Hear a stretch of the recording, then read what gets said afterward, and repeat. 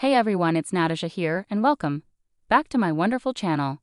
Please hit the subscribe button and give this video a thumbs up. Natalie, the star of 90 Day Fiancé, believes that every man who has ever been in her life has wronged her. She wants to be accepted. 90 Day. The single life star Natalie Mordovtseva loves to act like the victim while pretending she is making great sacrifices when all she does is wallow in self-pity. Natalie, a 38-year-old Ukrainian woman, was first introduced during 90 Day Fiancé Season 7 when she was engaged to Mike Youngquist. Natalie made Mike look like the villain of her story as she tried to blame him for everything wrong in her life and even accused him of cheating. Mike couldn't become a free man even after Natalie left him. Natalie couldn't imagine being all by herself in the US and kept Mike as a backup option.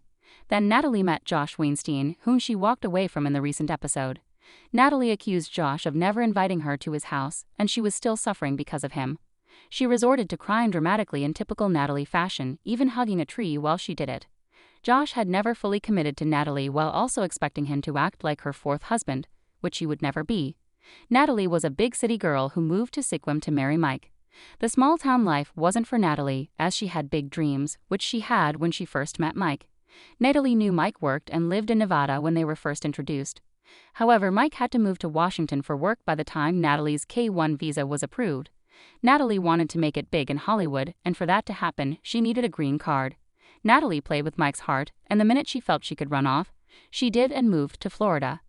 Even though Natalie hurt Mike's feelings and left him alone within a few months of getting married, she made sure he wouldn't divorce her. Natalie took advantage of Mike's kindness and pretended to like him. Natalie could have convinced Mike not to divorce her until she got a green card so she could spend the rest of her life in America. The reason Mike and Natalie weren't getting divorced wasn't disclosed on camera.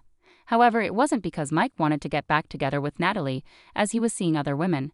When Natalie met Josh during a modeling event in Florida, she wanted him to be her next husband. He let Natalie down when he told her he had 2 kids, but she weighed the pros and cons of being with Josh and saw herself living with him in California, where she could become a star. However, despite dating for almost 2 years, Natalie couldn't secure a modeling contract or get an acting role. Natalie called Josh a waste while breaking up with him, not because he didn't love her but because he wasn't able to make her a star. Mike helped Natalie's mother, Nalia, escape Ukraine during the Russian invasion. He provided Natalie's mom with financial and emotional support. Natalie tried to manipulate Mike while he was helping her mom escape by suggesting she still had feelings for him, while simultaneously dating Josh. After Nalia moved to America, Natalie used her to gain sympathy from Josh. She moved to California and insisted that Josh get her an apartment and a car. Considering Natalie was broke and had nowhere to go with her elderly mother accompanying her, Josh gave in to her demands. Natalie split with her first ex-husband after she moved to Cyprus.